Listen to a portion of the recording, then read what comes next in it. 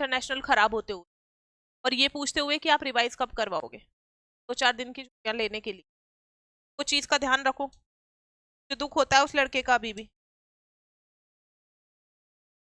और फिर उसके नहीं समझ में आया, जैसे बीच बीच में अपन बातचीत करते हैं ना कि कौन सा सब्जेक्ट इंटरेस्टिंग लगता है, वो आईबी से तो बिल्कुल हाथ खड़े करने लग गया था कि मुझे नहीं आता बिल्कुल। और अच्छा लड़का था वो पढ़ने में। उस चीज का ध्यान रखो।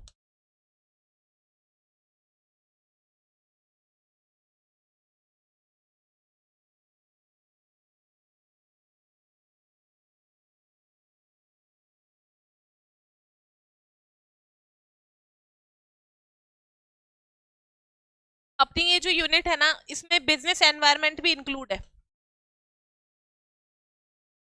पहले अलग होती थी ये यूनिट बिजनेस एनवायरनमेंट की, पर अब इन दोनों को मर्ज कर दिया गया है। और नेट मैनेजमेंट में, good morning month, net management में बिजनेस एनवायरनमेंट नहीं है, इसलिए अपन पहले इंटरनेशनल का पूरा पोर्शन कवर करेंगे ताकि मैनेजमेंट वाले कंप्लीट हो जाए। फिर बिजनेस एनवायरनमेंट हम बाद में पढ़ लेंगे।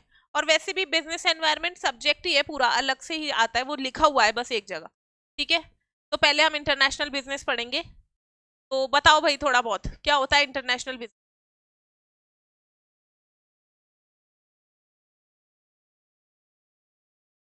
Trade beyond the boundaries of,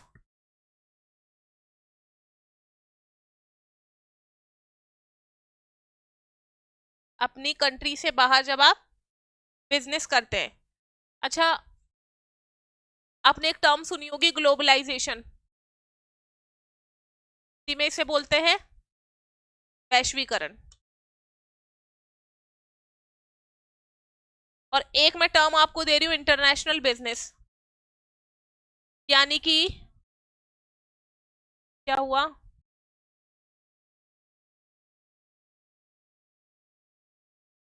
अभी आया था मतलब, पहले क्वेश्चन आया है। अच्छा हाँ, पढ़ा है ना आपने। मैं सिर्फ ग्लोबलाइजेशन पूछ रही हूँ। मैंने दो टर्म लिखी है यहाँ पर, एक ग्लोबलाइजेशन और एक इंटरनेशनल बिजनेस। दोनों सेम है या अलग अलग है? किस बेस पर अलग अलग है? ग्लोबलाइजेशन क्या होता है?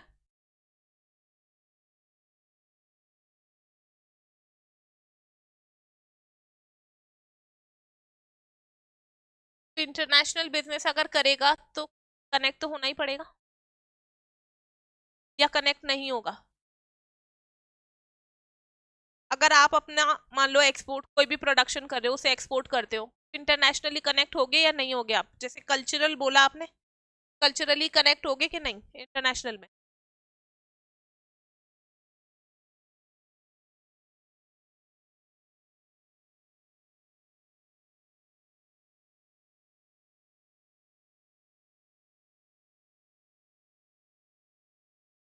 अच्छा,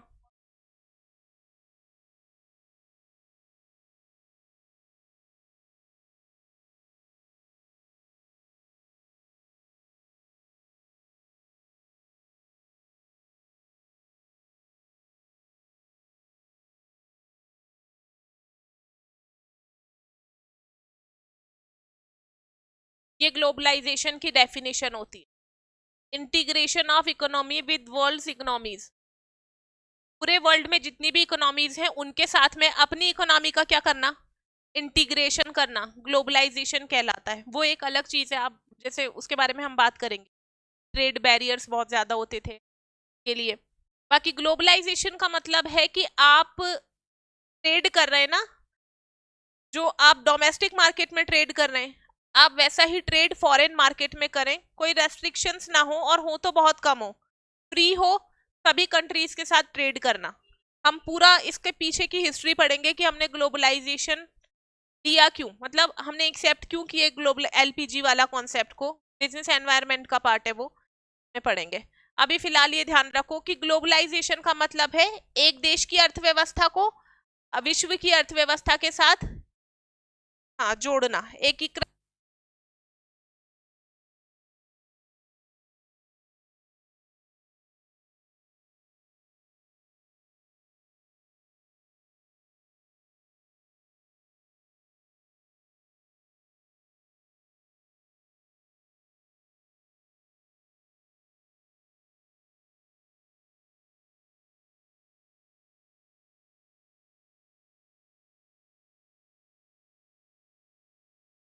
ग्लोबलाइजेशन तो टर्म हो गई। एलपीजी पढ़ते हैं ना अपन। एक होता है लिबरलाइजेशन,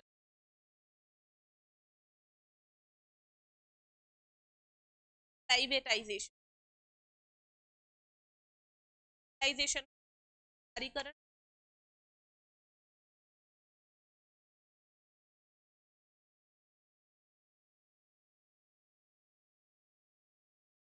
क्या होते हैं?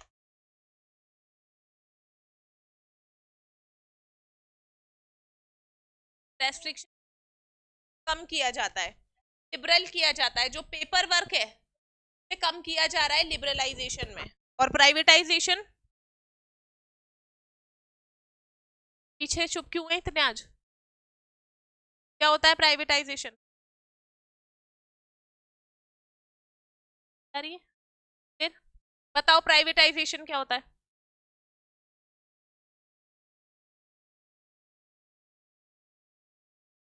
एफडी, एफडीआई, हाँ आ सकता है। प्राइवेटाइजेशन बता, कौन बता रहा था?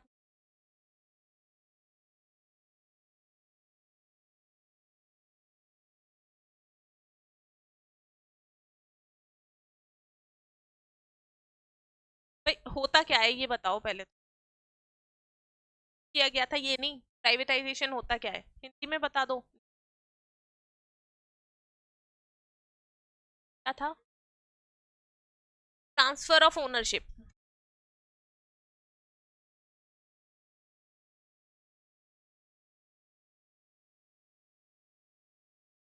ओनरशिप का ट्रांसफर करना कैसे?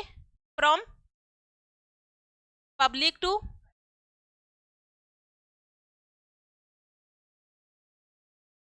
ठीक है। और लिबरलाइजेशन का मतलब liberal the process, process of trade, ठीक है। अच्छा, नेशनलाइजेशन भी होता है? कुछ टर्म्स है तो अभी क्लियर हो जाएंगे आपके सारी। नेशनलाइजेशन क्या होगा?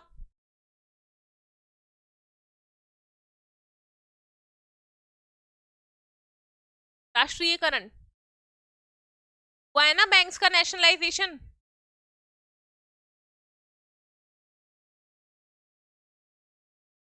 ये भी ट्रांसफर ऑफ ओनरशिप है।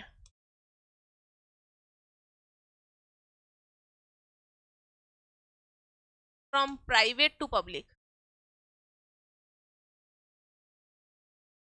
प्राइवेटाइजेशन में ओनरशिप किसके पास जा रही है? प्राइवेट सेक्टर के पास में। नेशनलाइजेशन में ओनरशिप कहाँ जा रही है? पब्लिक सेक्टर के पास में। प्राइवेट से ट्रांसफर होकर पब्लिक के पास, यहाँ पब्लिक से ट्रांसफर होकर प्राइवेट के पास। लिबरलाइजेशन मतलब प्रोसेस को लिबरल करना, रेगुलेशन को कम करना। और ग्लोबलाइजेशन मतलब इंटीग्रेशन करना इकोनॉमी का वर्ल्ड की इकोनॉमी के साथ में। लिख लो सारी टर्म।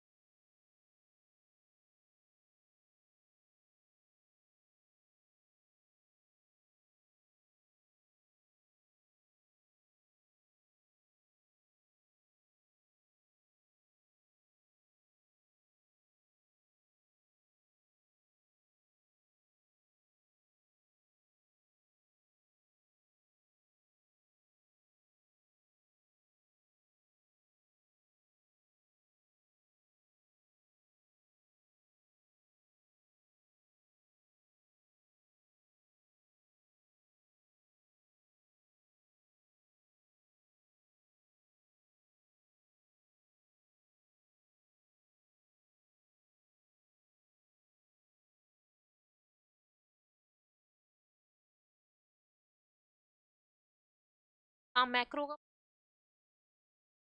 आपके है। पब्लिक फाइनेंस अलग है और अच्छा पेपर आता है।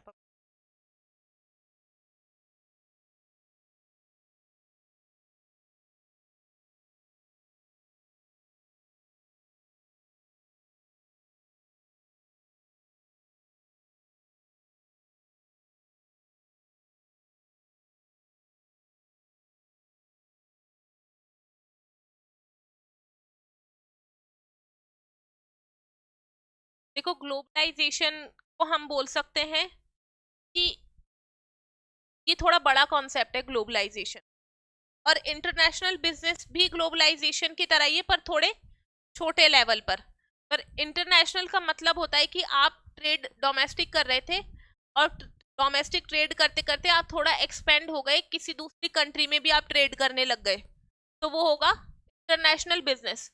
जबकि हम देखेंगे ग्लोबल बिजनेस क्या होगा कि जब आप पूरे ग्लोब को, पूरी वर्ल्ड को एक मार्केट मानकर चलोगे, वो लिखेंगे, हम स्टेजेस आएंगी, इंटरनेशनल क्या होता है, मल्टीनेशनल क्या होता है, ट्रांसनेशनल क्या होता है, फिर आएगा ग्लोबल। तो ग्लोबल सबसे बड़ा पोर्शन जहां पर आप पूरे वर्ल्ड की इकोनॉमी को एक मान रहे हो और एक प्रोडक्ट सर्व कर रहे हो, केवल एक, ठीक है। और इंटरनेशनल का मतलब होता है यहाँ पर भी आप प्रोडक्ट तो एक ही सर्व कर रहे हैं, पर आप जैसे क्या कर रहे हैं, मान लो आपने प्रोडक्शन किया डोमेस्टिक मार्केट में, और डोमेस्टिक मार्केट में प्रोडक्शन करने के बाद में आपका प्रोडक्शन बच गया, जैसे डंपिंग हमने डिस्कस की थी, तो थोड़ा प्रोडक्शन बचा तो आपने उसे फॉरेन मार्केट में बेच दिया, भले ही कम पैसों में बेचा क्योंकि वहां कंपटीशन होगा। ये क्या है, इंटरनेशनल बिजनेस करना।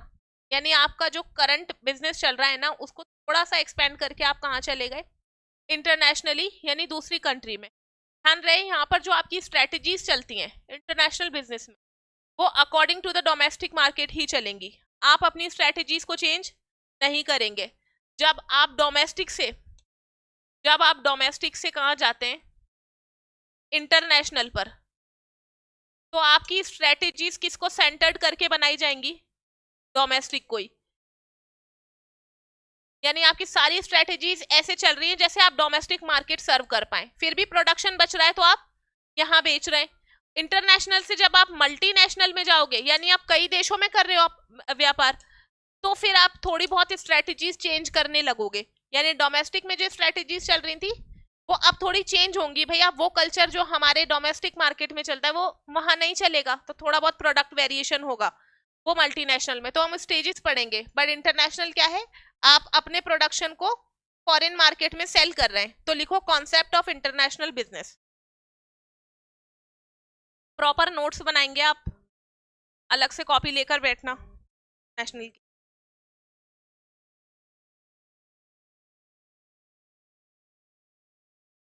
लिखो इसमें, as the wind of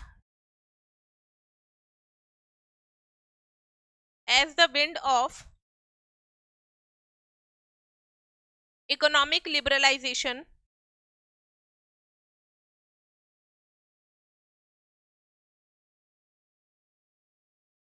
started in 1990s,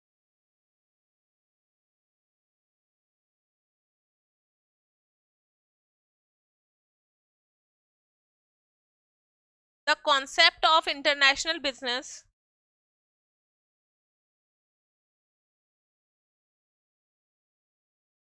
gained momentum। हाँ, पुष्पेंद्र हिंदी में भी लिखवाऊंगी, gained momentum। International business refers to exchange of goods, comma, services and resources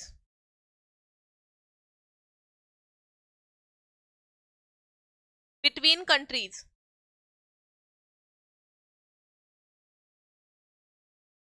It includes commercial transactions,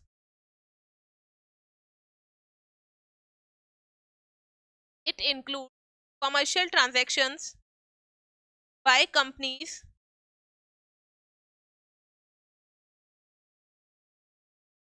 and government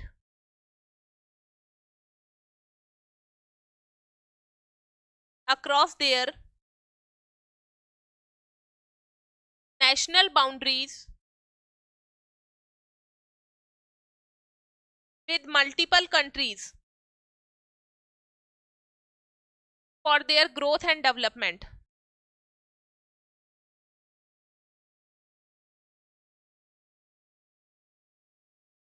In simple words,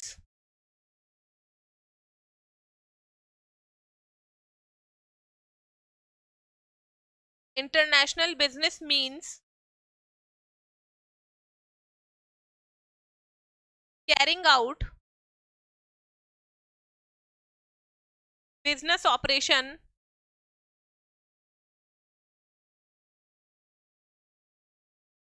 at international level।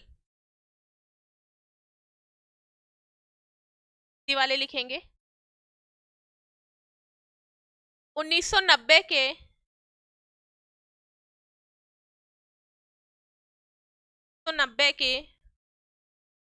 आर्थिक उदारीकरण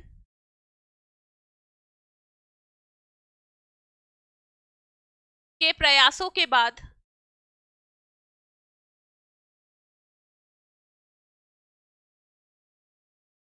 अंतर्राष्ट्रीय व्यापार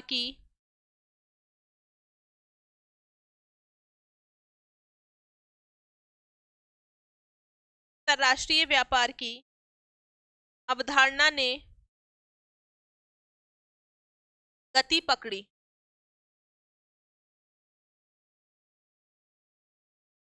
अंतर्राष्ट्रीय व्यापार में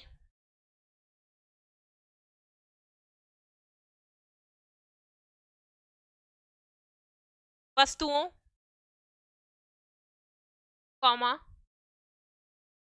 सेवाओं तथा संसाधनों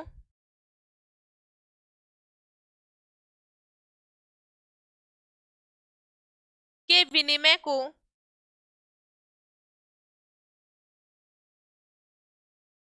सम्मिलित किया जाता है।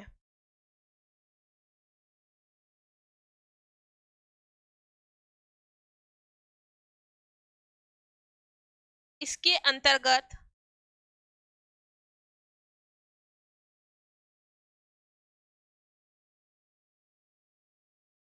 कंपनियों के द्वारा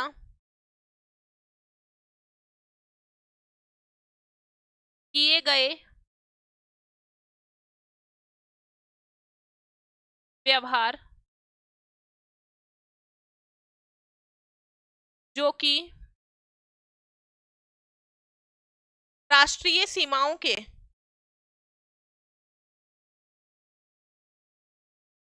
बाहर होते हैं,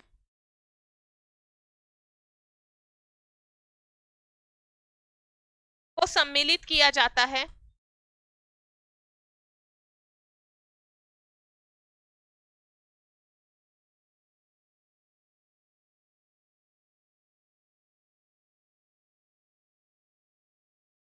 जो कि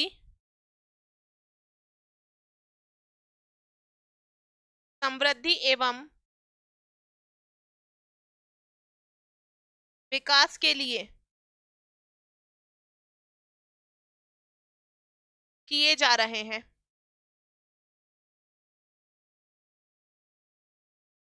सरल शब्दों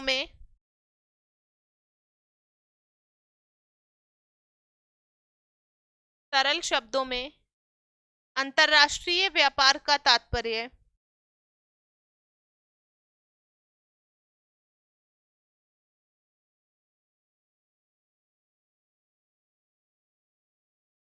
व्यावसायिक गतिविधियों को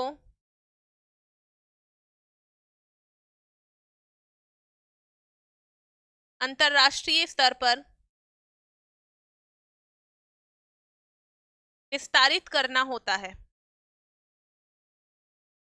इंग्लिश में लिखेंगे, international business includes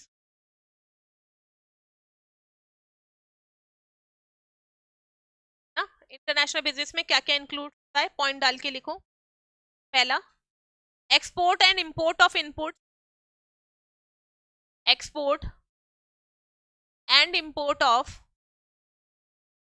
inputs, comma, finish goods and services.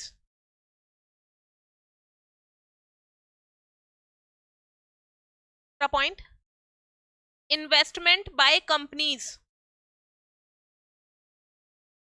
Investment by companies in assets, in assets bracket में लिखना, फिजिकल, फाइनेंशियल और ह्यूमन।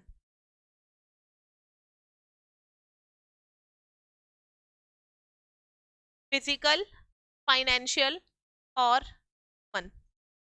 थर्ड लिखो, setting up manufacturing plant in foreign country.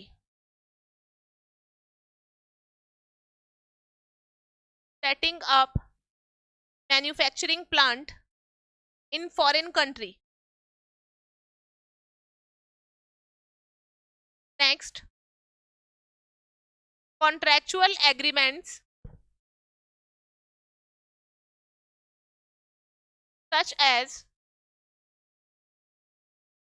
licensing, franchising with foreign companies. Next, dealing in intellectual property rights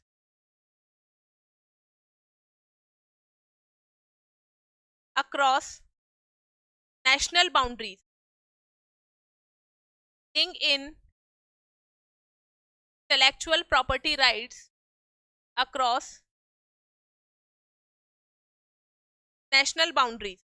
Hindi में लिखो, अंतरराष्ट्रीय व्यापार में निम्न सम्मिलित हैं।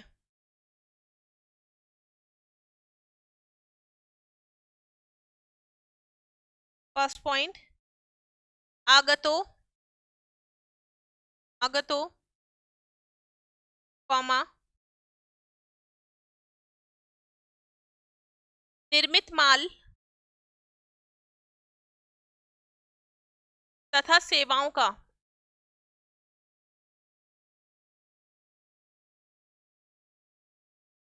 आयात एवं निर्यात। ये टाइप हो सकते हैं इंटरनेशनल बिजनेस के। जैसे आप देखेंगे भी आगे हमारा टॉपिक भी है, काफी अच्छा सिलेबस है आपका इंटरनेशनल का। उन्होंने बोल रखा है modes of entry into international trade. इसमें आप पढ़ेंगे फ्रेंचाइजिंग, लाइसेंसिंग, कॉन्ट्रैक्टिंग, यानी ये सारी चीजें करके आप इंटरनेशनल बिजनेस कर सकते हैं। या फिर जैसे हमने दूसरा लिखा है कि मैन्युफैक्चरिंग कंपनीज या प्लांट एस्टैब्लिश कर सकते हैं। तो जैसे हम एफडीआई पढ़ेंगे तब देखेंगे कि कोई प्लांट ही एस्टैब्लिश हो रहा है वहां पर, तो ऑब्वियसली पैसा तो जा ही रहा है। कोई ह्यूमन कैपिटल जा रही है या फिजिकल कैपिटल जा रही है, तो वो भी क्या है, इंटरनेशनल बिजनेस है। और या फिर इंटेलेक्चुअल प्रॉपर्टी, जैसे डब्ल्यूटीओ पढ़ेंगे तब देखेंगे हम इंटेलेक्चुअल प्रॉपर्टीज भी अगर डील कर रहे हैं हम इंटरनेशनली, डोमेस्टिक मार्केट के परे, तो फिर वो क्या कहलाएगी, इंटरनेशनल बिजनेस। तो सेकंड पॉइंट लिखो हिंदी में, संपत्तियां, ब्रैकेट करके लिखना, भौतिक, कॉमा वित्तीय एवं मानवीय आदि में विनियोग।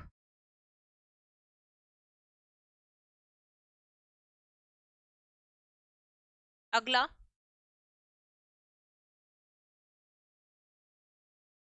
विदेशों में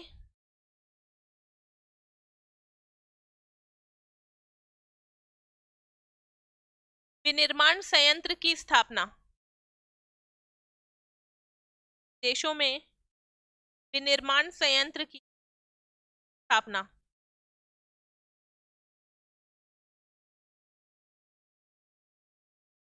एक्ट को क्या बोलते हैं, अनुबंध।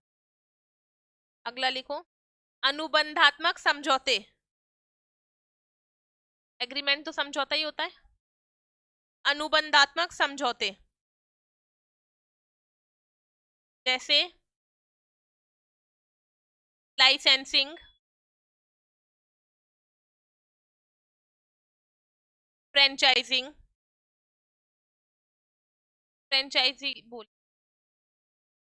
फ्रेंचाइजिंग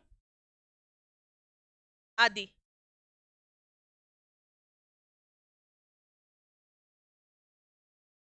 लिखो, राष्ट्रीय सीमाओं के परे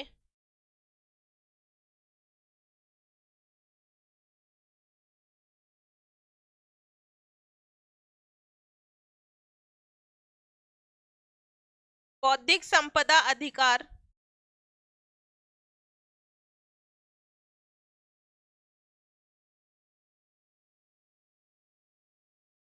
बौद्धिक संपदा अधिकार, इंटेलेक्चुअल प्रॉपर्टी राइट, बौद्धिक संपदा अधिकार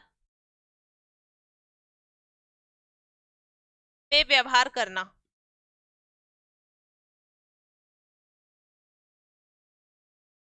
ठीक है, इंग्लिश वाले ये 4 या 5 जितने भी हमने पॉइंट लिखे हैं, ये सारी ही एक्टिविटीज क्या कहलाएंगी? International business. अब हमें थोड़ा सा डिफरेंस लिखना है इंटरनेशनल बिजनेस और ग्लोबलाइजेशन में। देखो, the term international business, the term international business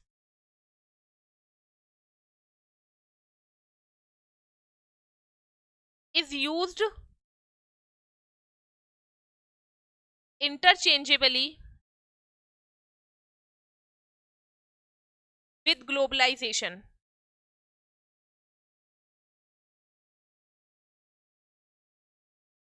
But there is a thin line difference,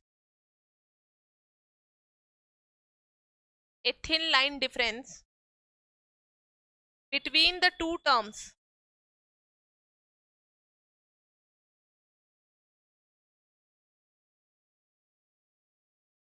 Globalization is a wider term. Globalization is a wider term than international business.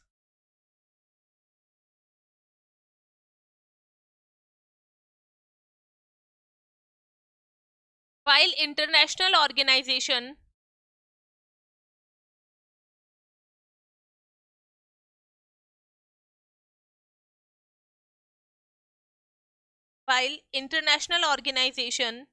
may expand their operations in two or more foreign countries.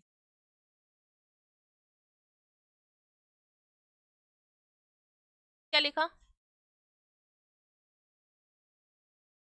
Expand their operations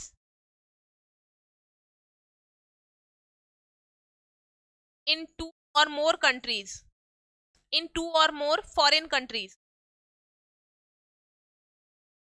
They are not operating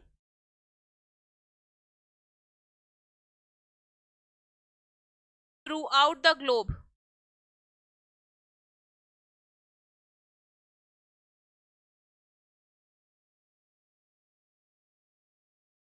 Global organizations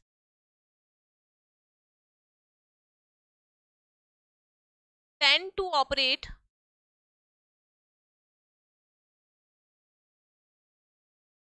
at worldwide level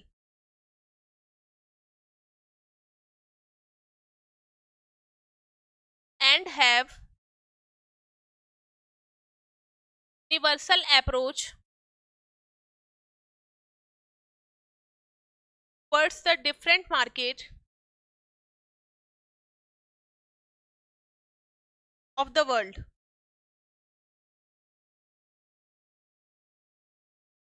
It means they follow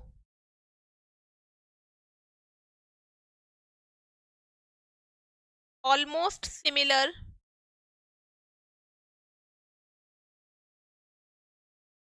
marketing strategy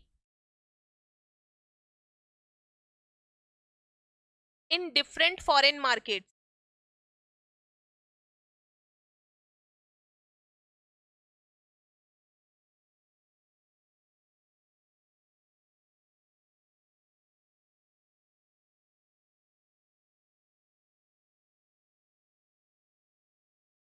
These two terms are interdependent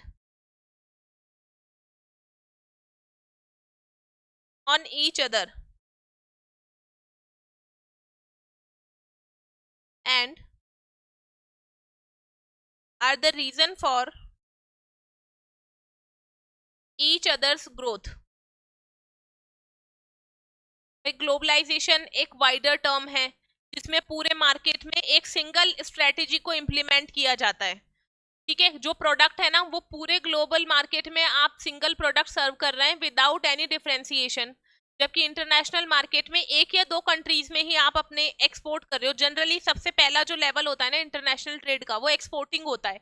export करना यानी आपने जो अभी production किया है आपके पास ज्यादा हो गया है, या फिर आपने इकोनॉमीज ऑफ स्केल लेने के लिए ज्यादा प्रोडक्शन कर लिया है, तो फिर आप उसे फॉरेन मार्केट में एक्सपोर्ट कर देते हैं। तो इंटरनेशनल बिजनेस में केवल एक या दो कंट्रीज में ही ट्रेड किया जाता है, जबकि ग्लोबल में पूरे वर्ल्ड वाइड मार्केट को एक माना जाता है और सिंगल प्रोडक्ट सर्व किया जाता है। यानी स्ट्रेटेजीज डिफर नहीं करेंगी, आपकी सिंगल स्ट्रेटेजी चलेगी। कई प्रोडक्ट्स होते हैं ना जो आप कहीं से भी खरीदो सेम मिलेगा।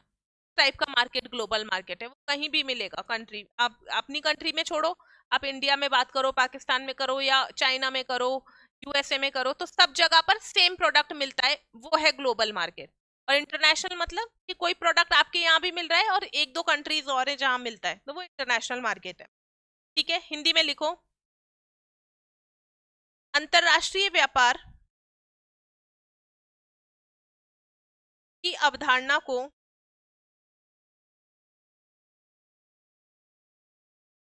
अंतरराष्ट्रीय व्यापार की अवधारणा को उदारीकरण के साथ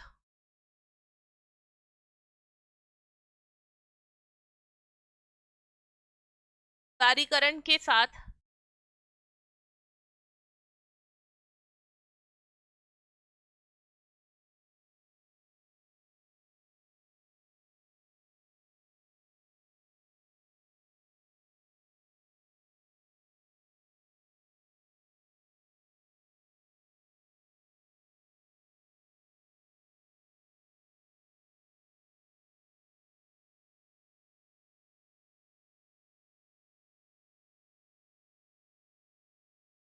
अंतः परिवर्तनीय रूप से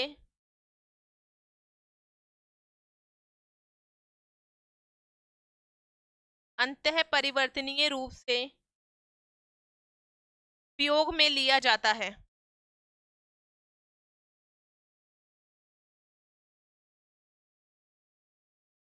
यद्यपि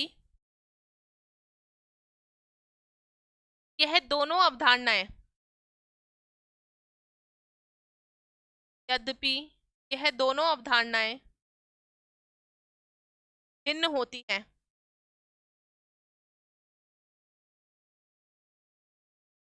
वैश्वीकरण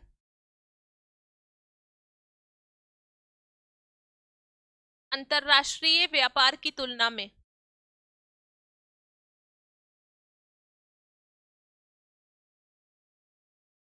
एक व्यापक अवधारणा है।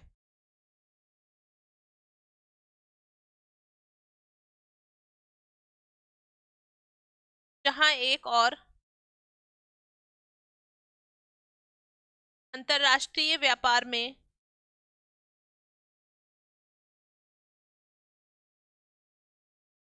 परिचालन गतिविधियों को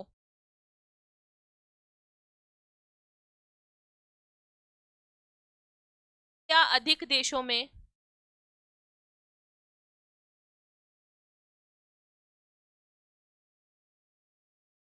विस्तारित कर लिया जाता है।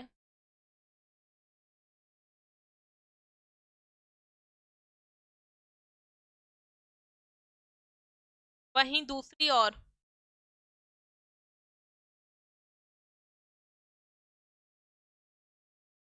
वैश्विक संगठन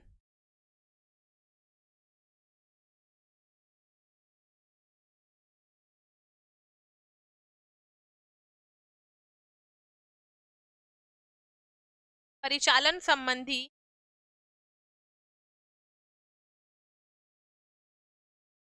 अवधारणाओं के लिए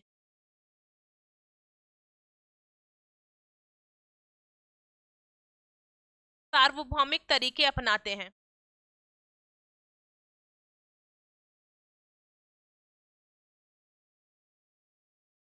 तथा विभिन्न विदेशी बाजारों में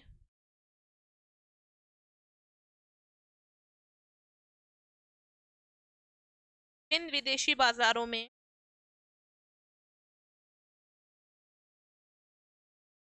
एक समान विपणन गतिविधि का अनुसरण करते हैं।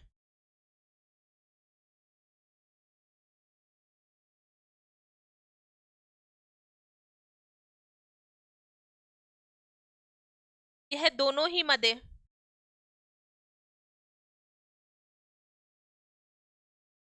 एक दूसरे के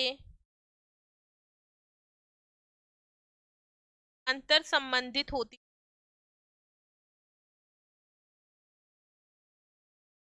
तथा एक दूसरे के विकास का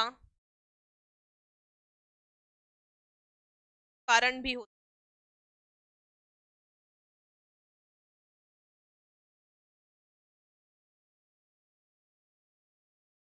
आप एक कंपैरेटिव टेबल बनाओ, differences between domestic business and international business.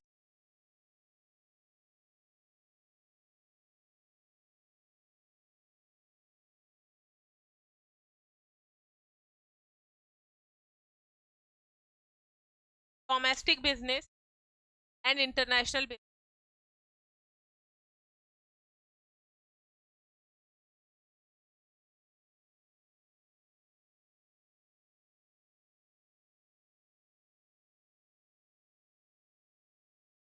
Basis लिखना, डोमेस्टिक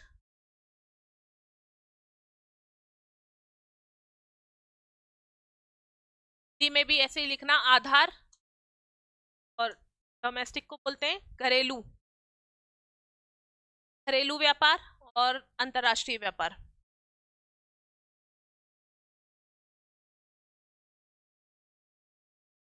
फर्स्ट बेसिस लिखो, स्केल ऑफ ऑपरेशन,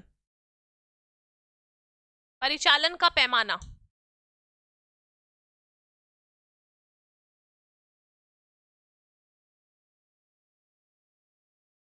परिचालन का पैमाना, स्केल ऑफ ऑपरेशन। डोमेस्टिक में लिखो, business operation are conducted on small scale.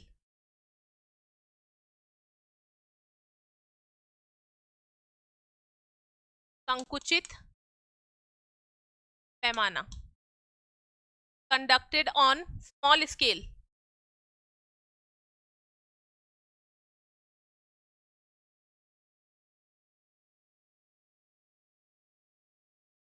International में लिखो, as company is operating in different countries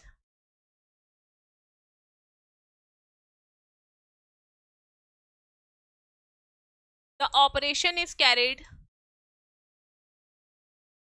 on large scale। Company जैसे जैसे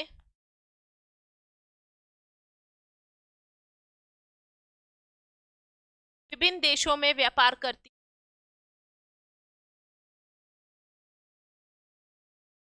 पैमाने का स्तर व्यापक होता जाता है।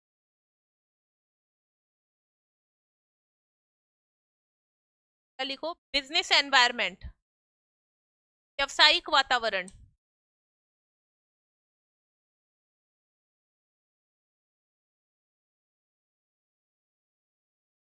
व्यावसायिक वातावरण, डोमेस्टिक में लिखना, the company is influenced by business environment of its own country. Company स्वयं के देश के व्यावसायिक वातावरण से प्रभावित होती।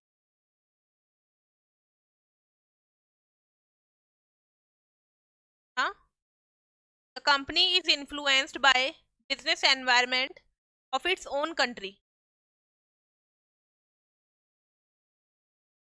नेशनल में लिखो, the business activities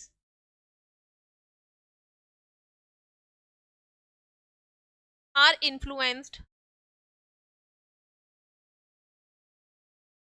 bye the business environment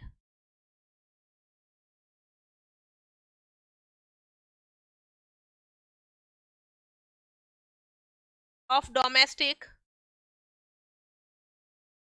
as well as foreign countries।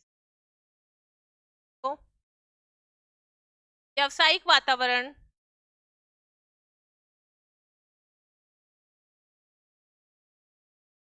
घरेलू के साथ साथ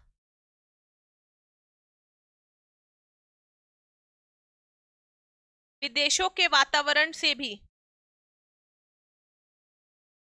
प्रभावित होता है। अगला लिखो रिस्क में ज्यादा होगा इंटरनेशनल में, तो डोमेस्टिक में लिख लो लेस रिस्क, इंटरनेशनल में मोर रिस्क।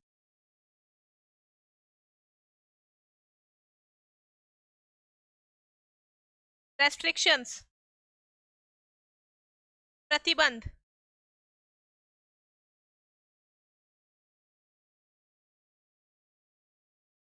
रेस्ट्रिक्शंस किस में ज्यादा होंगे इंटरनेशनल में, तो लिख लो limited restrictions in domestic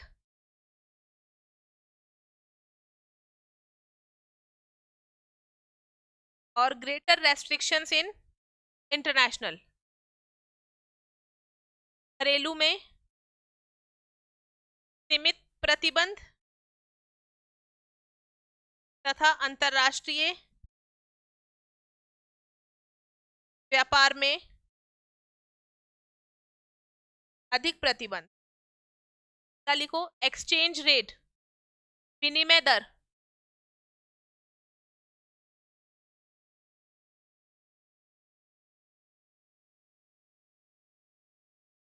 little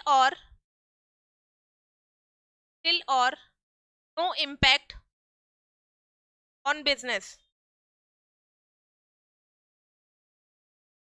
international में लिखना ह्यूज इम्पैक्ट ऑन बिजनेस विनिमय दर।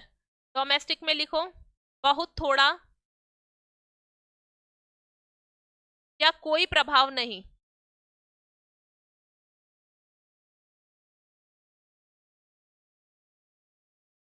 और इंटरनेशनल में लिखो अत्यधिक प्रभाव। एक्सचेंज रेट क्या होता है भाई विनिमय दर,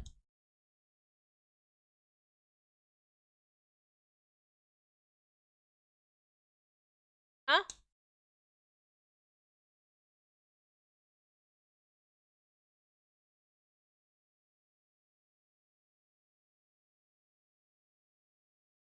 किसको,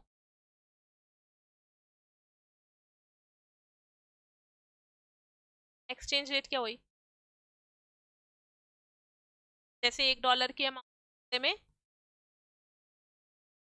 जैसे एक कंट्री की एक यूनिट, जैसे $1 के बदले में दूसरी कंट्री की कितनी यूनिट मिलती हैं, वो एक्सचेंज रेट होती है।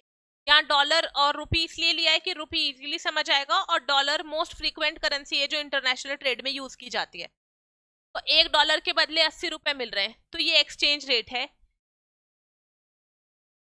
इसी का आता है। हाँ कि ये मैं कह रही हूँ ना, इंटरनेशनल बिजनेस में सबसे ज्यादा इन्फ्लुएंस किसका है, डॉलर का। वो हम IMF वर्ल्ड बैंक पढ़ेंगे तब देखेंगे कि यूएसए जो है ना उसका सबसे ज्यादा स्टेक है, कोटा सबसे ज्यादा यूएसए का है। इंटरनेशनल ऑर्गेनाइजेशन में अगर यूएसए का स्टेक सबसे ज्यादा है, कोटा सबसे ज्यादा रखा हुआ है, यानी कि आप मानो रिप्रेजेंटेटिव भी सबसे ज्यादा यूएसए के ही होंगे, और इंटरनेशनल ट्रेड में सबसे ज्यादा बेनिफिट भी यूएसए को ही होगा। ये सबसे पावरफुल करेंसी मानी जाती है। ठीक है, तो एक कंट्री की, अभी हम पढ़ रहे हैं एक्सचेंज रेट क्या होती है, एक कंट्री की करेंसी की एक यूनिट के बदले में दूसरी कंट्री की करेंसी की कितनी यूनिट्स मिलती हैं, वो क्या होती है एक्सचेंज रेट। तो डोमेस्टिक मार्केट पर तो कोई असर नहीं पड़ेगा एक्सचेंज रेट जो भी चल रही है डोमेस्टिक बिजनेस में, जबकि फॉरेन बिजनेस में फर्क पड़ेगा। हाँ होती है, हम पढ़ेंगे जब IMF पढ़ेंगे तब SDR पढ़ेंगे, स्पेशल ड्राइंग राइट। तो उसमें ये सारी होती हैं जो आप बोल रही हो ना, डॉलर भी होता है, यूरो भी होता है, स्टर्लिंग होता है, येन होता है, और एक युआन होता है, चाइनीज करेंसी ऐड हुई है। हाँ, भाई सब डॉलर क्या है, मोस्ट एक्सेप्टेबल करेंसी है इन इंटरनेशनल मार्केट। कोई भी कंट्री को इंटरनेशनल ट्रेड कर रही है, भले ही ओन करेंसी में अगर पैसा नहीं ले रही है ना, तो भी डॉलर में एक्सेप्ट कर सकती, ठीक है।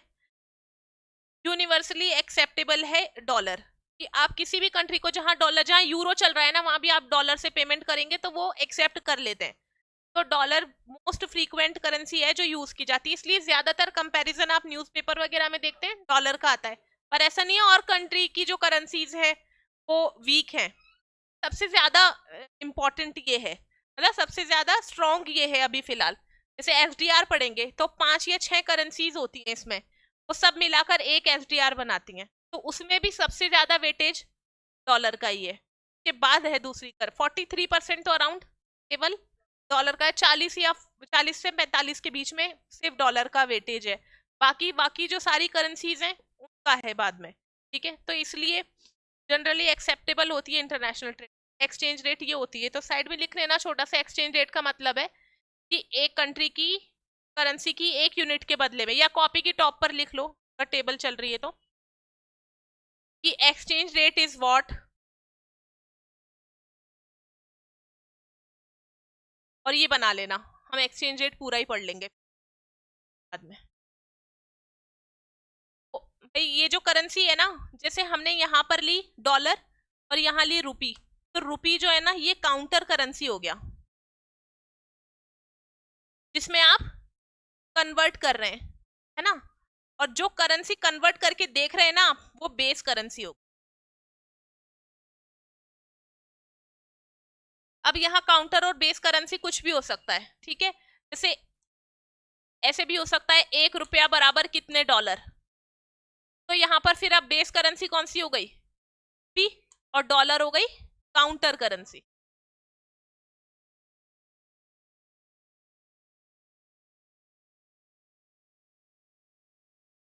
समझ में आया क्या, ये इंपॉर्टेंट चीज है एक्सचेंज रेट। हालांकि आपके टॉपिक नहीं दे रखे अलग से कि एक्सचेंज रेट पढ़ानी है, पर इंटरनेशनल बिजनेस पूरा खत्म हो जाए और आपको एक्सचेंज रेट ना पता हो, पता होनी चाहिए।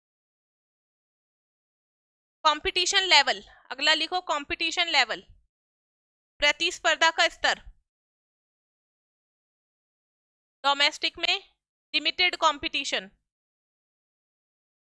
सीमित प्रतिस्पर्धा।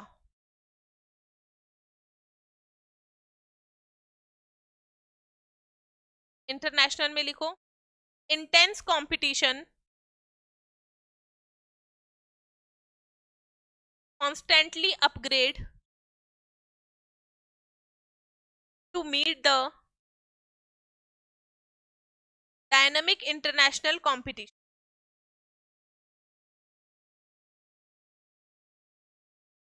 Meet the dynamic international competition. में लिखो प्रतिस्पर्धा अत्यधिक गहन होती है,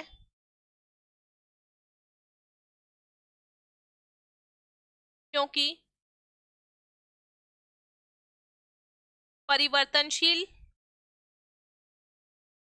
वातावरण के साथ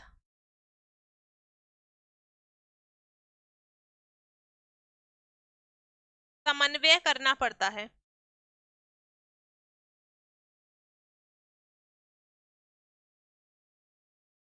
कल्चर, संस्कृति।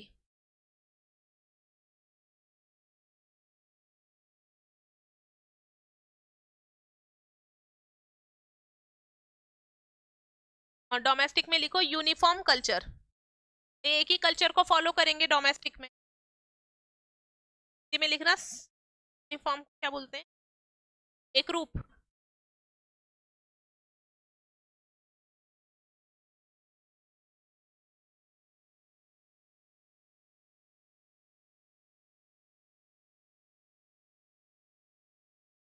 एक रूप, संस्कृति में लिखो एक रूपता।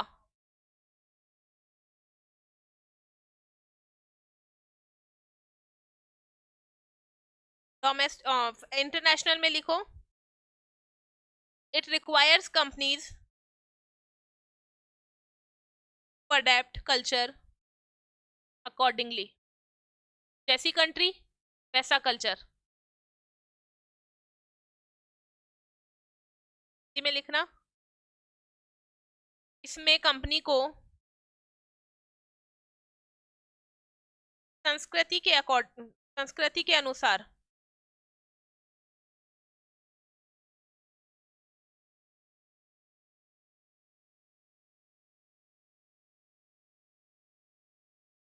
रचना अपनानी होती। अगला लिखो कॉस्ट एडवांटेज।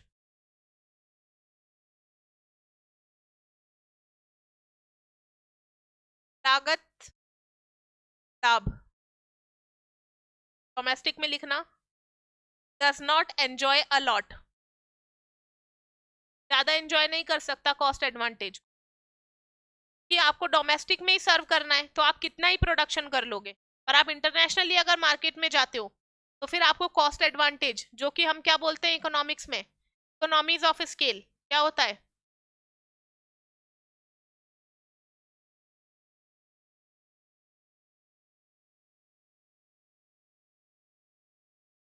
कॉस्ट, ये था इकोनॉमीज ऑफ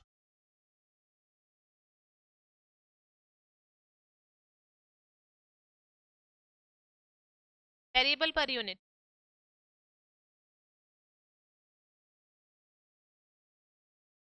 अब बताओगे आप, मैंने सब कुछ पढ़ा रखा है आपको, फिर आप ऐसे जवाब देते हो।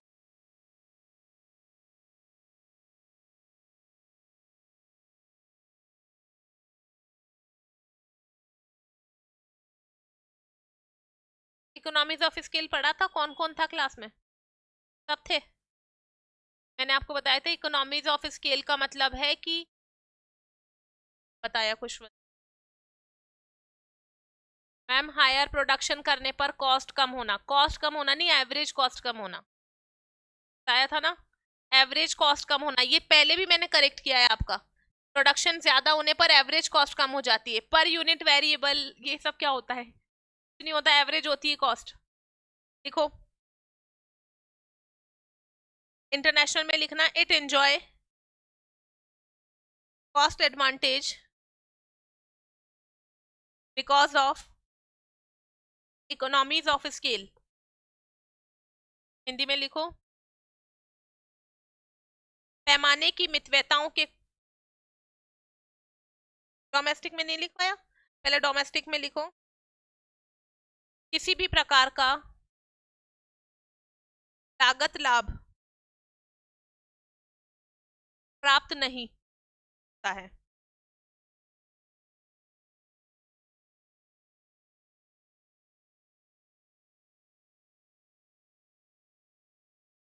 और इंटरनेशनल में लिखो पैमाने की मितव्यताओं के कारण लागत लाभ की प्राप्ति।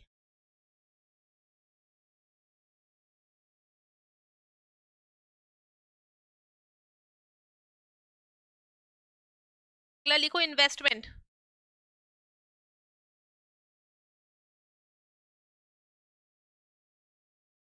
इन्वेस्टमेंट डोमेस्टिक में लिखना it requires less capital investment, it requires less capital investment.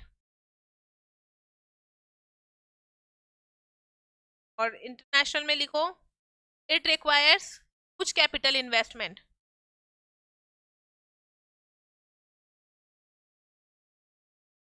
विनियोग,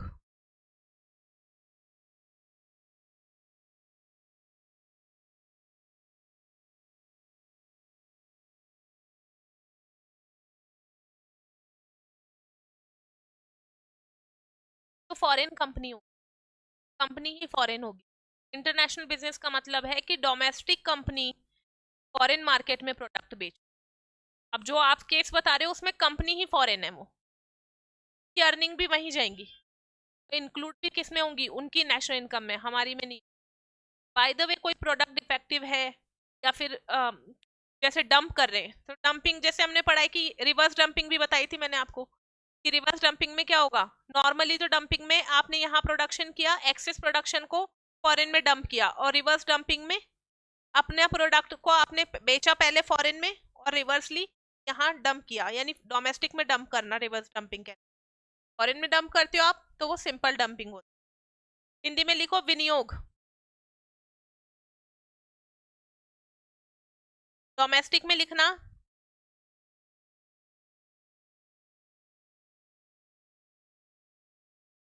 पूंजीगत विनियोग की कम आवश्यकता।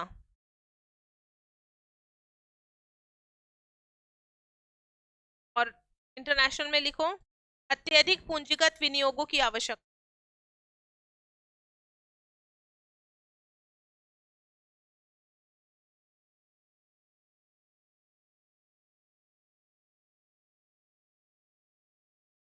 यहाँ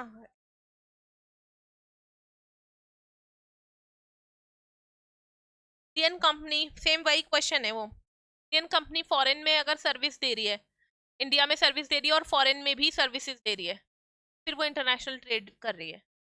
लेकिन जो कर ही फॉरेन ट्रेड रही है तो वो इंटरनेशनल कैसे हुआ?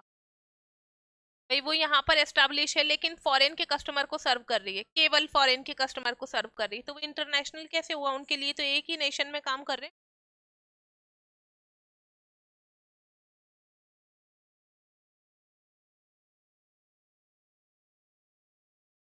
केवल पॉइंट्स लिखवा दूं सब, मतलब एडवांटेजेस और डिसएडवांटेजेस, है ना? ये कंपैरेटिव टेबल कंप्लीट है आपकी। तो argument in the support of international trade, argument the support of international trade.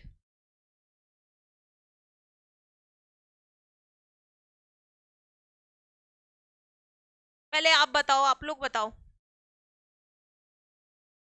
क्या क्या हो सकते हैं। करना चाहिए क्या इंटरनेशनल ट्रेड?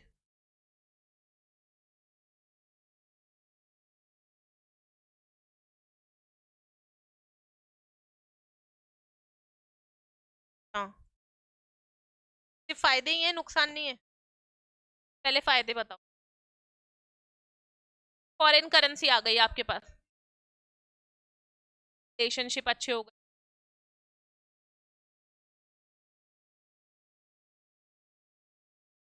टेक्नोलॉजी इंपोर्ट होगी। छे, करना चाहिए क्या इंटरनेशनल ट्रेड? अच्छी बात है, culture exchange.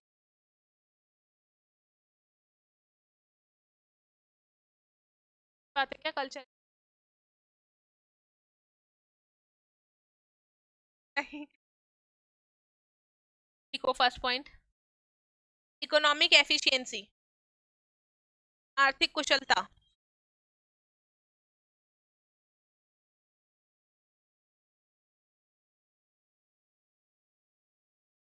Enlargement of manufacturing capability,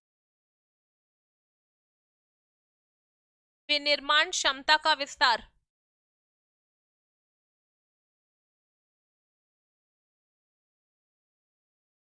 manufacturing capability, enlargement of manufacturing capability, increase healthy competition,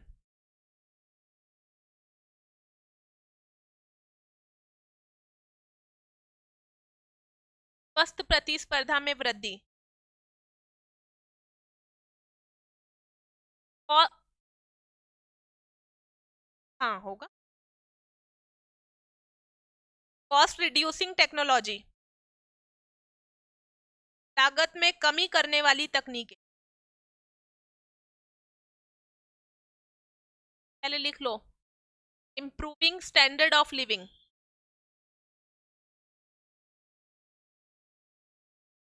जीवन स्तर में सुधार,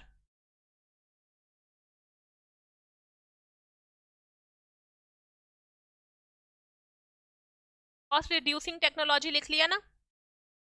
देखो, एफिशिएंट यूटिलाइजेशन ऑफ रिसोर्सेज,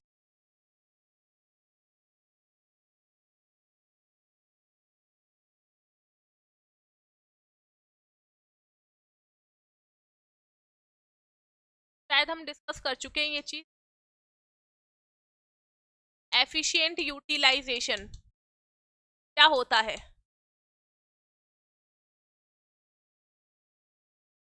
और फुलर यूटिलाइजेशन क्या होता है? दोनों सेम ही है या अलग अलग है? कर चुके हैं क्या हम डिस्कस? एफिशिएंट का मतलब होता है हिंदी में चलतम उपयोग, और फुलर यूटिलाइजेशन होता है पूर्ण उपयोग।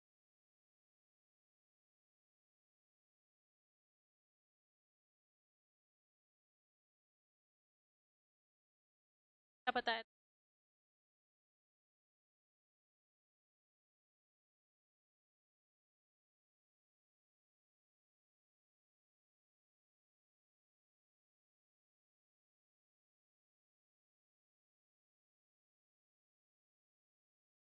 एफिशिएंट क्या हुआ उन 100 पर लॉस होगा?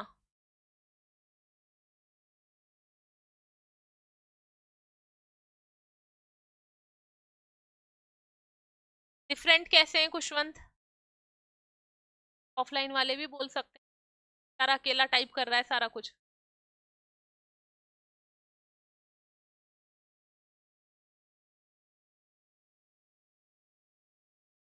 एफिशिएंटाइजेशन किसी भी चीज का पूछ रही हूँ मैं, एक ही नहीं भी हो सकता है। एफिशिएंट यूटिलाइजेशन और फुलर यूटिलाइजेशन सेम है या अलग अलग? एफिशिएंट जब किसी रिसोर्स का यूज करके मैक्सिमम आउटपुट प्रोड्यूस किया जा सके, एंड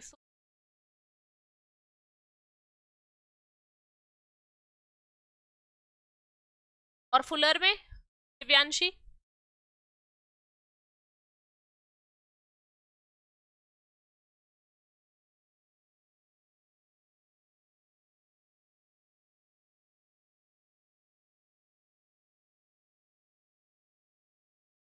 कहाँ जोड़? वैसे तो देखो ये डायग्राम भी गलत बनाया है आपने। मैं इससे ही खुश हो जाती कि अगर आप सही बना देते। रफ भी गलत है। एवरेज कॉस्ट है ना, यहाँ से वाला पोर्शन पहले भी गलती, यानी आप घर पे प्रैक्टिस नहीं। एफिशिएंट यूटिलाइजेशन का मतलब है रिसोर्सेज को ऐसे यूटिलाइज करना कि आप उसको फ्यूचर जनरेशन के लिए भी छोड़ें। और फुलर यूटिलाइजेशन का मतलब क्या है? हमें तो आज यूज करना है बस, कल बचे ना बचे हमें से कोई मतलब नहीं है। तो एफिशिएंट यूटिलाइजेशन ये है। आपको दिखने में ये पॉइंट इजी लगते हैं कि यार इसकी भी डिटेल लिखवा रही है मैम, लेकिन बात पूछा तो आया नहीं किसी सर कब रिसोर्सिस का उसके मैक्सिमम।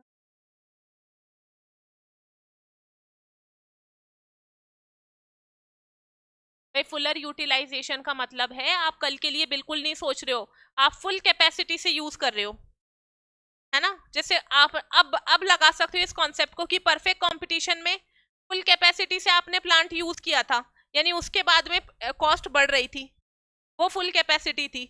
और एफिशिएंट कहाँ हुआ था?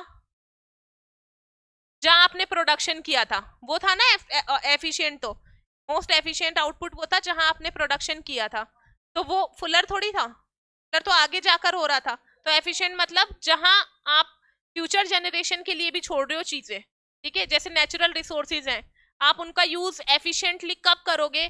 जब आप उसे आने वाले फ्यूचर जनरेशन के लिए भी छोड़कर चल रहे हो। और फुलर यूटिलाइजेशन का मतलब हमें आज से मतलब है, कल बचे या ना बचे। तो हम एडवांटेज में क्या लिख रहे हैं? Efficient utilization of resource.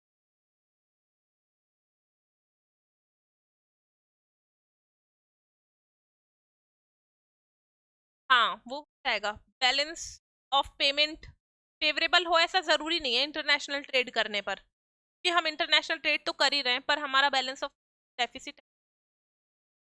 पर यह है कि बैलेंस ऑफ पेमेंट करेक्ट करने के लिए इंटरनेशनल ट्रेड में देखो, आप इंटरनेशनल ट्रेड को ऐसे मत देखो कि सिर्फ एक्सपोर्ट कर रहे हो आप।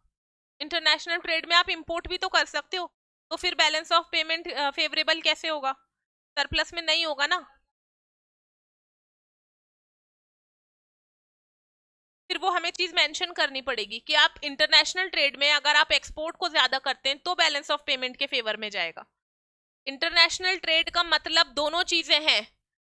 इंटरनेशनल ट्रेड में एक्सपोर्ट भी उतना ही वैल्यू रखता है जितना कि इंपोर्ट रखता है, तो दोनों ही इंटरनेशनल ट्रेड है। अगर इंपोर्ट बढ़ेंगे, मान लो इंपोर्ट बढ़ा, यानी इंटरनेशनल ट्रेड तो बढ़ा, लेकिन बैलेंस ऑफ पेमेंट पर नेगेटिव इफेक्ट आया, तो इसलिए हम इस पॉइंट को नहीं लिख सकते। ठीक है, अगला लिखो, decrease in the domestic monopoly, घरेलू एकाधिकार का संकुचन। Decrease in the domestic monopoly, घरेलू एकाधिकार का संकुचन। कैसे? डोमेस्टिक मोनोपोली कैसे कम होगी?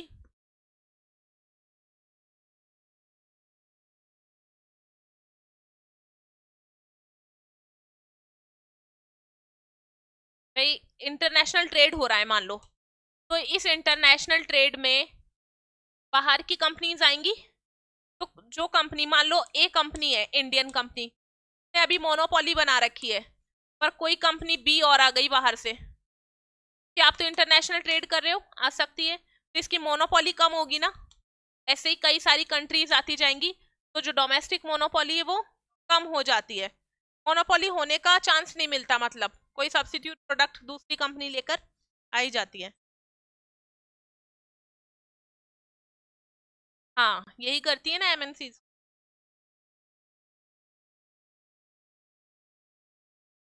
कम होती।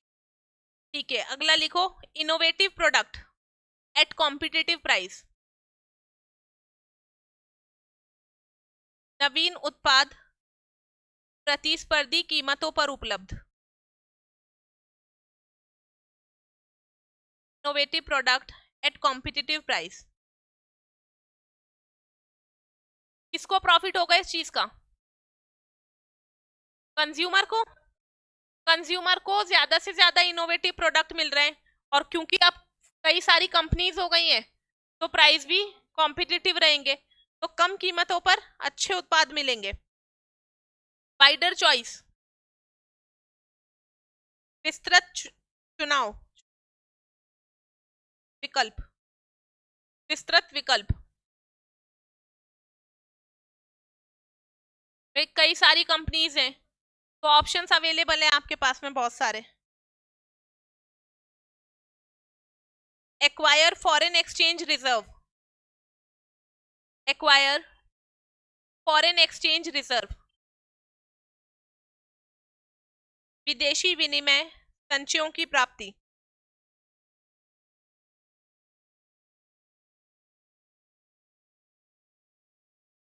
Foreign exchange export, acquire foreign exchange reserve through export, निर्यातों से विदेशी विनिमय संचय की प्राप्ति। हाँ, नहीं वो अलग। लिखो, greater investment in research and development, तो आप डोमेस्टिक पर भी तो प्रेशर आएगा रिसर्च करने का। शोध एवं विकास पर अधिक विनियोग, greater investment in research and development,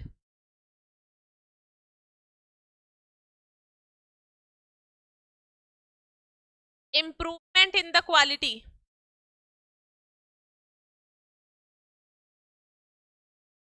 गुणवत्ता में सुधार।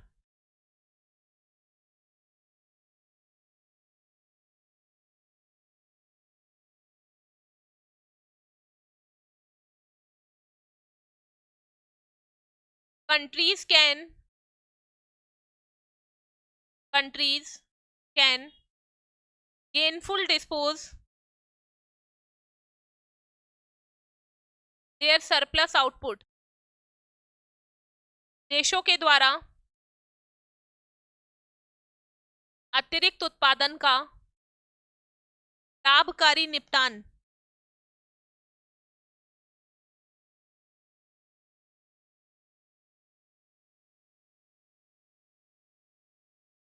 अगला लिखो, इंटरनेशनल ट्रेड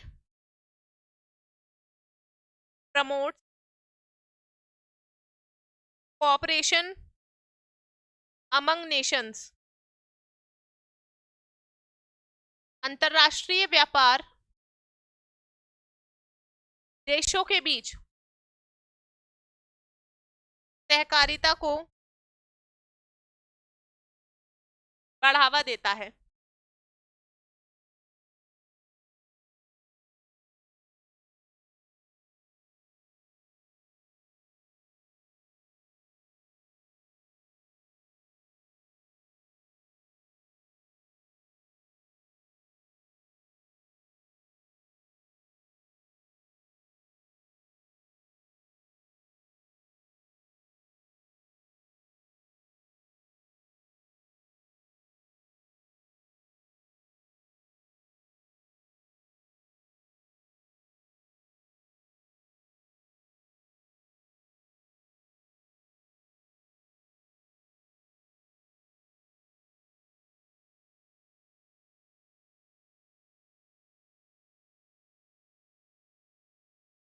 ठीक है, अगला लिखो, आर्ग्यूमेंट मतलब heading, argument against international trade.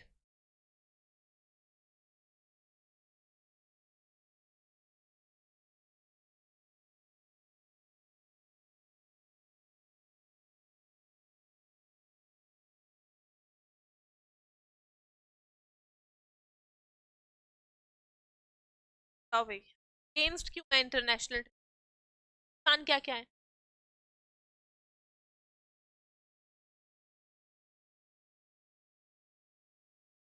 यानी हम बहुत ज्यादा डिपेंड हो जाएंगे, है ना?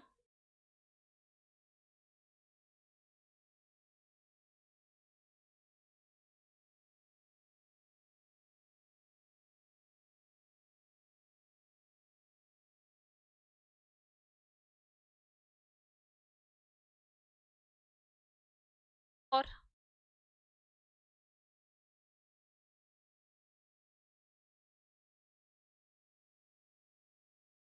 ये पता क्या नुकसान है international trade?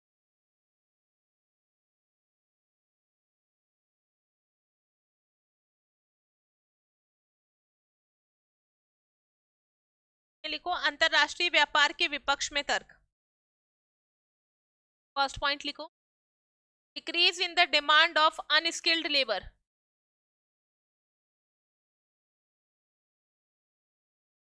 Decrease in the demand of unskilled labour. All industries survive नहीं कर पाती हैं।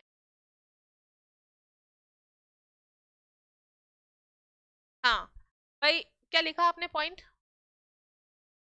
अनस्किल्ड, अनस्किल्ड लेबर का मतलब क्या है? मशीनरी से फ्रेंडली नहीं है, कंप्यूटराइजेशन से, इनोवेशन से फ्रेंडली नहीं है। और आपको पता है इंडिया एक लेबर इंटेंसिव इकोनॉमी है। लेबर इंटेंसिव इकोनॉमी होने पर भी इसमें मोस्ट ऑफ द लेबर यानी मेजॉरिटी ऑफ लेबर क्या है? अनस्किल्ड, अनस्किल्ड है ना? और अगर हम इंटरनेशनल ट्रेड करते हैं तो ये अनस्किल्ड लेबर की डिमांड कम हो जाएगी, लोगों के पास तो रोजगार ही नहीं बचेगा। ये पहला नुकसान है इंटरनेशनल ट्रेड होने का, कि अकुशल श्रमिकों की मांग में कमी हो जाती है। मशीनरी आ गई और वो 100 लोगों का काम कर रही है तो 100 लोग एक साथ बेरोजगार हो जाएंगे, ठीक है? मशीन काम करके देगी। हाँ भाई, मशीनरी के तो सारे ही फायदे हैं ना, एक्यूरेसी से काम करके देगी, वेस्टेज कम होगा। अब मैनुअली काम कराते हो, वेस्टेज भी ज्यादा होता है, टाइम ज्यादा लगता है, आपको वेजेस देनी पड़ रही है, तो कॉस्ट भी ज्यादा लग रही है। और जबकि प्रोडक्ट की क्वालिटी भी वो नहीं आ रही, फिर आपको प्राइजेस भी हाई करनी पड़ती हैं। अगर आप लेबर इंटेंसिव लगा रहे हो तो लेबर ज्यादा लगा हुआ है तो आपको लेबर को वेजेस भी तो पे करनी है, तो वेजेस देने के लिए आप प्राइस ज्यादा रखोगे, जबकि मशीनरी से बना हुआ प्रोडक्ट आपको कम प्राइस में मिल रहा है। तो अनस्किल्ड लेबर को रखेगा कौन फिर? ये अनस्किल्ड लेबर की डिमांड कम हो जाती है अगर आप इंटरनेशनल ट्रेड करते हैं तो। पॉइंट लिखो, international trade is not equally beneficial Hindi में, international trade is not equally beneficial all Nations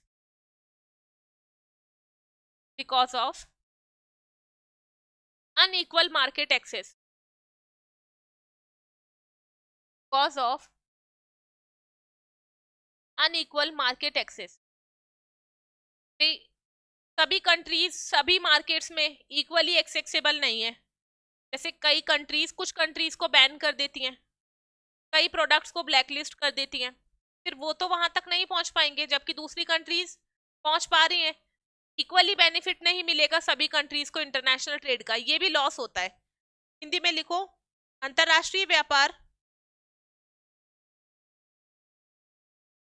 असमान रूप से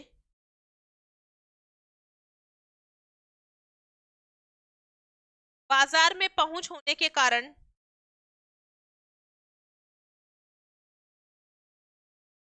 सभी देशों के लिए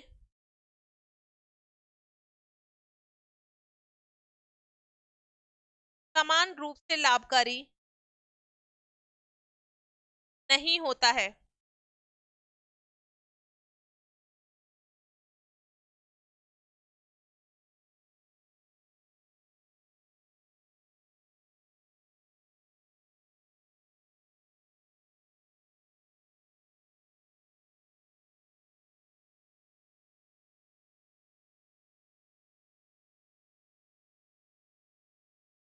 अच्छा, तो अवेयरनेस की कमी हो जाती है। देखो, इंटरनेशनल ट्रेड अगर होता है तो है, और मानकर चलते कि कंज्यूमर अवेयर रहता है। इन केस में एक्सेप्शनल हो सकते हैं कि अवेयरनेस की कमी हो, जैसे उसके साथ में हो। पर जनरली आप देखो, आप खुद भी आप भी एक कंज्यूमर हो, आपको पता होता है कि मार्केट में क्या चीज में कौन कौन सी होता है। कई सारी चीजों से आप अनअवेयर हो, आपने एक दो नाम लिए अभी, मुझे नहीं पता, मैं अनअवेयर हूँ उनसे।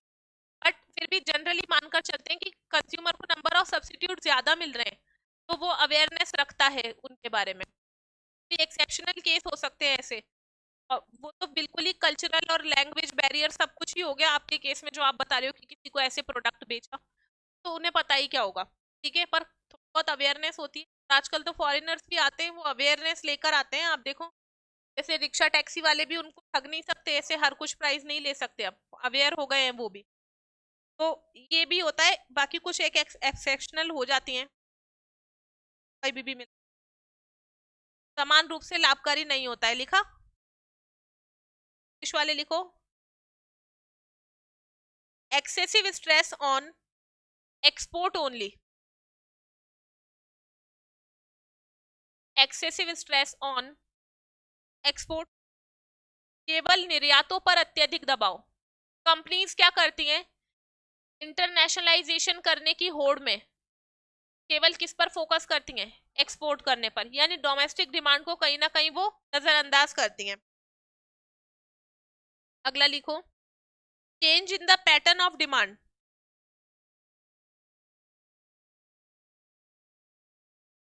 Change in the pattern of demand in favour of foreign goods which may have adverse effect on the development of developing economy।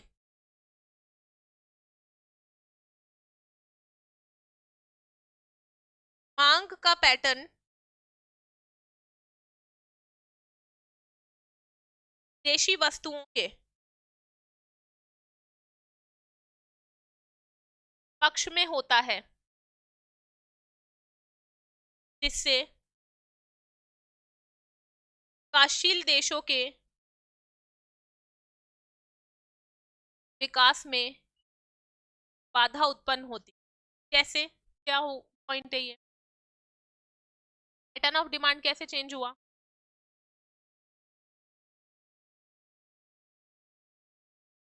Upon western culture adopt कर रहे हैं, कपड़े वही पहन रहे हैं, खाना वही खा रहे हैं, स्वदेशी है, तो लॉस हो रहा है ना कहीं, तो डिमांड पैटर्न पूरा चेंज हो जाता है इंटरनेशनल बिजनेस होने,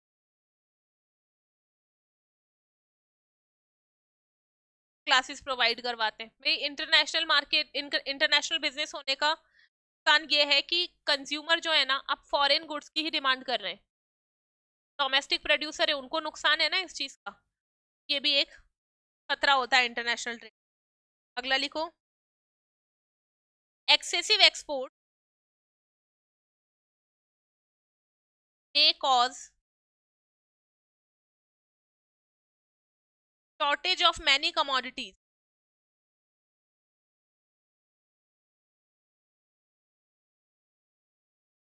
in the exporting countries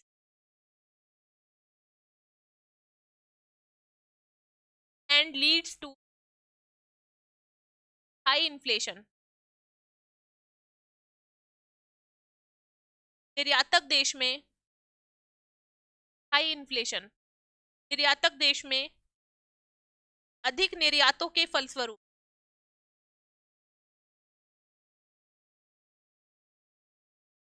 कई वस्तुओं की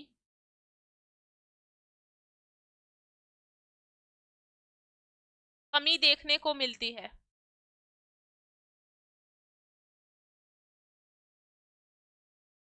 जिससे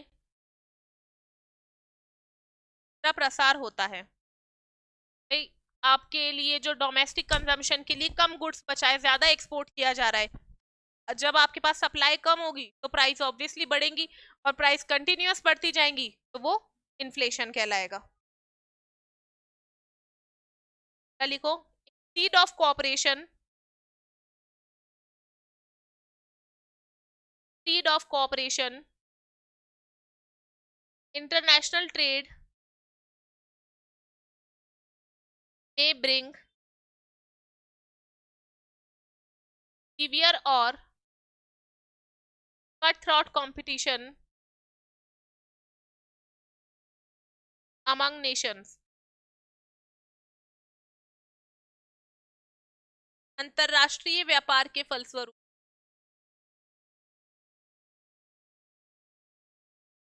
राष्ट्रों के बीच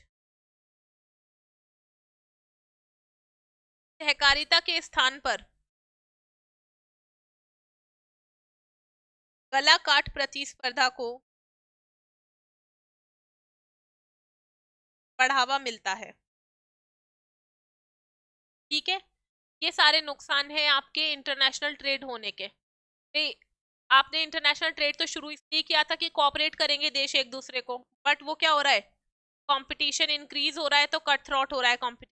और आपको पता है कट थ्रॉट क्या होता है, ओलिगोपॉली में होता है, लड़ाई होती है।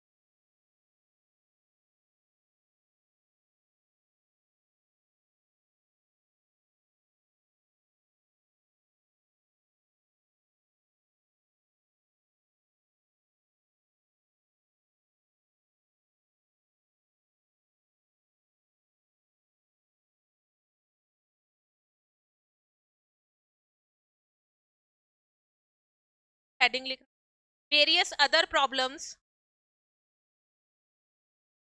Various other problems faced by international companies, अंतरराष्ट्रीय कंपनियों के द्वारा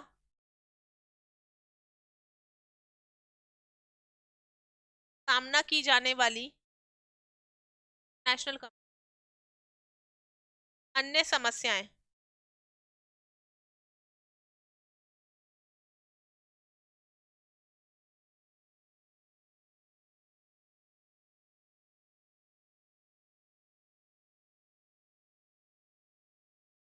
पॉइंट्स वगैरह लिख लो। इंफ्रास्ट्रक्चर प्रॉब्लम, पहली दिक्कत कंपनीज के सामने, इंफ्रास्ट्रक्चर नहीं है उनके पास में। इंफ्रास्ट्रक्चर में सभी आ जाएगा, सोशल इंफ्रास्ट्रक्चर भी आ जाएगा और फिजिकल इंफ्रास्ट्रक्चर भी आ जाएगा। सोशल इंफ्रास्ट्रक्चर में क्या आएगा, एजुकेशन, हेल्थ वगैरह, और फिजिकल इंफ्रास्ट्रक्चर में इलेक्ट्रिसिटी, बोर्ड, है ना, सारी चीजें।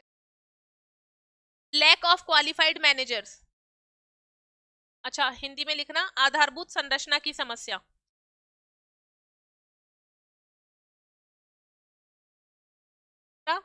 लैक ऑफ क्वालिफाइड मैनेजर,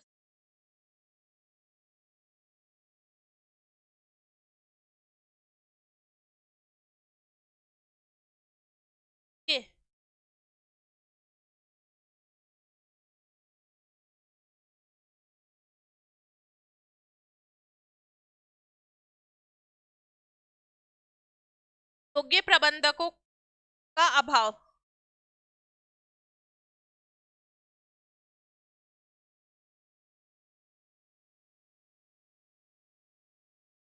सही ट्रेनिंग नहीं मिल पाती according to the foreign culture. Trade barriers, star बना के लिखना। ट्रेड बैरियर्स,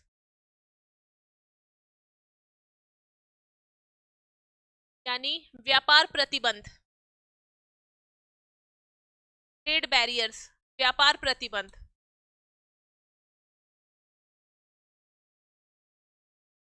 ट्रेड बैरियर्स को ऐसे करके लिख लेना, टैरिफ बैरियर्स एंड लिखना नॉन टैरिफ बैरियर्स। नहीं लिख लो, पढ़ेंगे अपन इसे। प्रशुल्क प्रतिबंध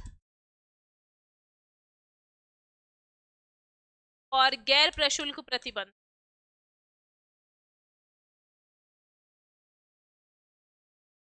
गैर प्रशुल्क प्रतिबंध।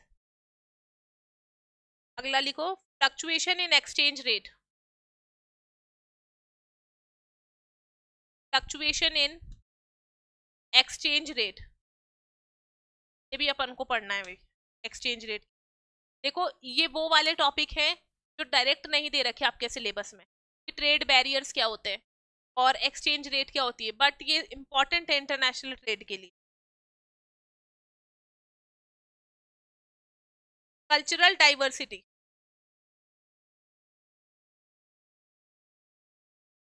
एक्सचेंज रेट, विनिमय दर। कल्चरल डाइवर्सिटी, ये सारी दिक्कतें हैं जो इंटरनेशनल कंपनीज फेस करनी होती। आज हमने कॉन्सेप्ट पढ़ा इंटरनेशनल ट्रेड का, नेशनल बिजनेस की होता क्या है। जनरली सुनने में लगता है आपको कि ठीक है, इजी तो ये है बाहर जाके चीजें बेचना, नेशनल ट्रेड, बट ये अब अपना इंट्रोडक्शन पूरा हुआ है, ठीक है। और सिलेबस है क्या किसी के पास?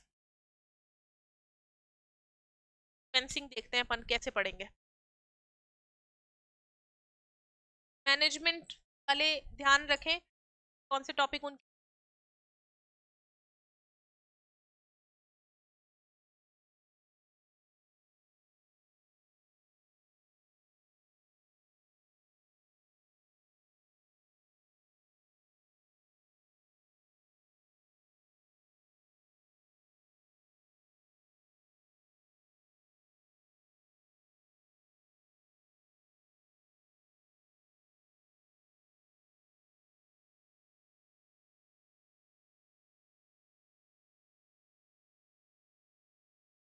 नहीं है आपके?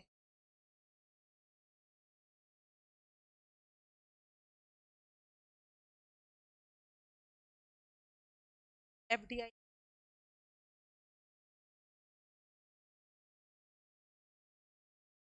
नेशनल,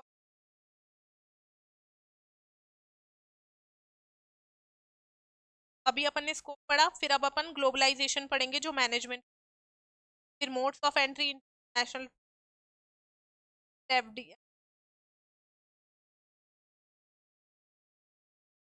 है ना आपके भी, डीओपी मेरे ही सीक्वेंस से पढ़ाऊंगी। डीओपी पढ़ पहले वो,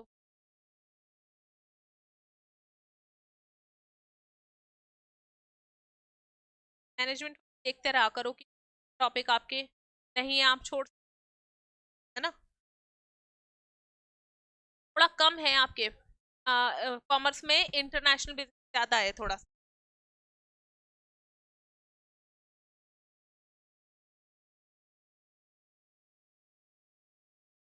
रीजनल इकोनॉमिक है आपके भी।